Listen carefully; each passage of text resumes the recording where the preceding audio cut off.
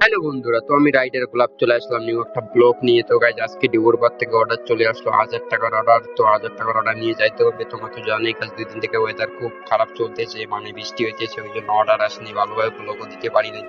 তো গাইজ আজকে অর্ডার চলে আসলো, এখন যাবো অর্ডার নিয়ে। তো আজ আমাদের রাইডার মাল নিয়ে এখন যাবে। তো পেপসি দেখতে পাচ্ছ, একটু পেপসি নিয়ে যাইতে হবে।